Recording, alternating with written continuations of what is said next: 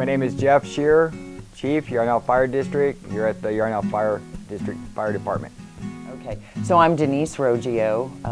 I've been with Yarnell Fire District since February of 2015, so this is actually my 4-year anniversary, basically. I've been fire chief since January 7th of this year. And I had no gumption whatsoever to be in a fire department until after the fire. I lived through that with my husband. We were evacuated in 2013 for 9 days. And it kind of developed an interest in fire. So when an opportunity came up and they advertised for a recruitment and retention specialist for their SAFER grant, which they had been awarded, I applied, never thinking I would get it because I wasn't a grant writer, didn't know anything about grants then. So I've been a captain for about 3 years for Yarnell Fire District, working under Chief Ben Palm, who is now our assistant chief. With their help financially, took a certification class and became a certified grant writer, which was a lot of studying. I learned so much. And so ever since, I've been kind of a grant seeker, grant writer for the department. So as far as all the fire personnel, that's the chief's decision. So the chief's duty is to take care of all the fire personnel, make sure we're all paid, make sure our budget is done, make sure all the vehicles are running and up to par. We get them out for wildland fires. And anything that has to do with the district is the chief's responsibility, and then he reports to the president of the board. So I want to tell you about the SAFER grant, because the SAFER grant has really been an impetus for our recruitment, retaining, and we were able to start a cadet program with that grant. That grant was awarded in 2014, and they're always good for 4 years. So the period of performance ended last year on that grant. And we didn't know it at the time, but we reapplied, and thinking naturally that they probably won't fund us again. They did, which enables me to still help them, because part of that grant pays me to help them. We train at least twice a week on different things. We train on ropes, we just did a round robin the other day with 3 of our guys. What you do is you pump from one truck to the other and you complete the cycle. So it's simulating running on a hydrant. The cadet program is a big deal for us. In fact, we actually recruited one of our cadets after her 2nd year. She joined our department, and already she's moved on, but that's okay. It was a big highlight. So it's through the National Explorers program, and we do grade 6 all the way to age 18. And so I want to put that out there for anybody interested in our cadet program. Very involved in the community. We're always out there all the time, driving around the community, talking to the people in the community, participating in different events. We go to the community center every Tuesday from 11 to 12, and we do BPs, and this is a free service that we do for the community, and we probably do 8 to 10 BP checks every time we go there. Most fire departments can qualify for federal grants.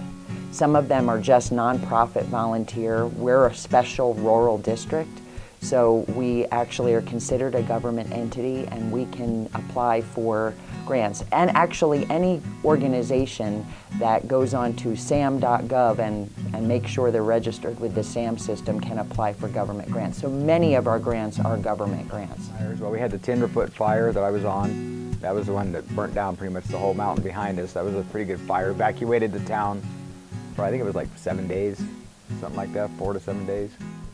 I think that it's helpful because Yarnell was kind of put on the map, our name is out there.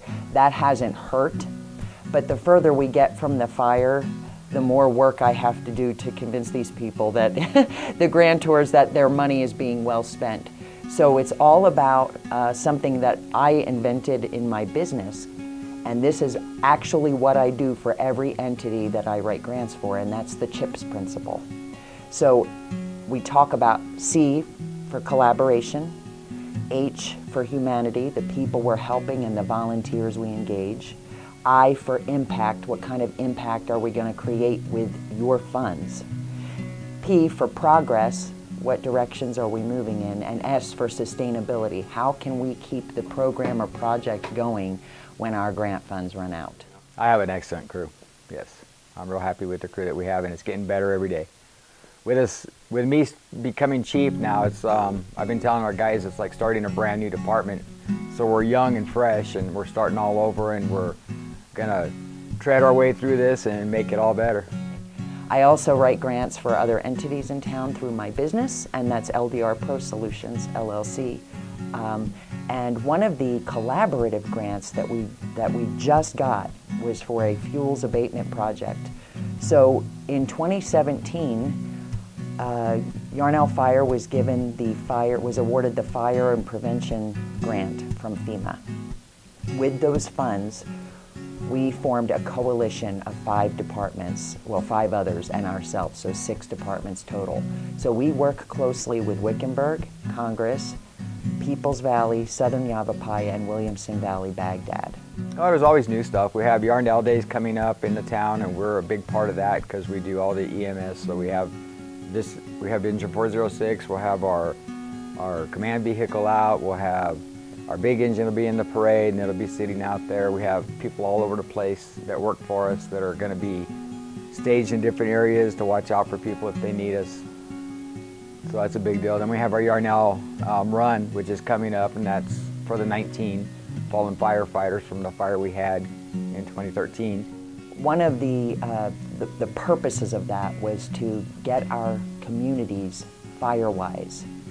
Now, actual Firewise USA has not taken place yet because that's a certain protocol that you follow, but it's the awareness. It's what do you need to pack if we have to get evacuated. And it's not just for fire, it would be for flood. We've had floods here.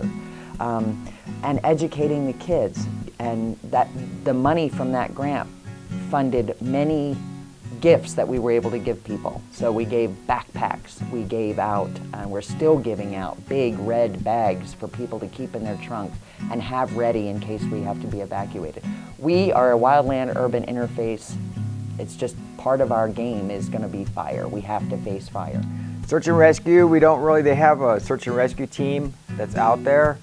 So we don't really do a lot of search and rescue. We do go on the trail if somebody gets hurt up there for the hot shots, the 19 trail that they put in. So we do go up there and take care of them if something happens to people up there. We probably had 9 rescues last year up there.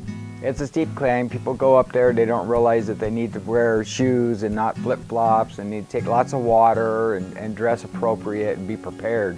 The problem is they don't realize that's about a 4.5 hour round trip if you're in shape. So that coalition under Yarnell Fire District applied for a fuels abatement grant that we were just awarded for $219,000. We're going to be doing a total of about 90 acres. 9 of them will be at Model Creek School to right along the creek, because on the other side of that creek is a lot of houses in Peoples Valley that we need to create evacuation routes for them. And if there was a fire there, it would be hard for them to get out. So we're going to be excavating and masticating. And then in Wilhoit, right around the water department, we're going to handwork 3 acres there. And the purpose of that would be for a dip tank for a helicopter if needed, because Wilhoit, they say, is the next place. So we're going to try to prevent that. Work with DPS, work with the Rangers. We're highly motivated to get out there and work with the Rangers, and they like us and we like them. So if something happens on that hill, it's our baby, so we take care of it. We also get a lot of foundation grants, and I'm going to highlight one in particular that's done so much for us, and that's Firehouse Subs Public Safety Foundation. Very good opportunity for police, fire, and all public safety to apply. Their cycle is once a quarter, so you can apply. If you don't get it this time, apply the next quarter. But we've gotten a lot of equipment from foundations such as that. In that case, they funded the purchase of some new SBCAs for us, SCBAs, sorry. And you know, that was important because for training purposes, Yarnell's not known for its structure fires. It's more known for wildfire and that sort of thing, brush fire. But in the event that we have had structure fires, we had a couple in 2017, and we have to train. And part of the issue with training when you don't have the right equipment is when you need that equipment and it's not functioning properly. So we were real grateful for Firehouse Subs to fund that. So we pretty much take care of all Yarnell Hill. We are in mutual aid with Congress. So if something happens on the upside, we usually call them because they can get there quicker than we do. Anything on the downhill side, we automatically will take care of that. But we always usually call Congress for mutual aid because we don't know what we're going to get when we get there. So it's always good to have other people with you to help you out. The other thing that we've gotten grants from, and a lot of it is for preparation. For example, we just got a grant through our auxiliary that I applied for, and that was for the National Wildland Community Preparation Day, which is May 4th. We're having a big event here in Yarnell. Everyone's invited, where we're going to give seedlings of Firewise plants to community members who want to attend, and it's going to be at the Model Creek School. That we're here to help them. We're 24-hour man station. We usually always have somebody here. So if you ever have a problem, the first thing you want to do is always call 911. But you can come up here and we will assist you in any way that we can. So we're busy, but we're good.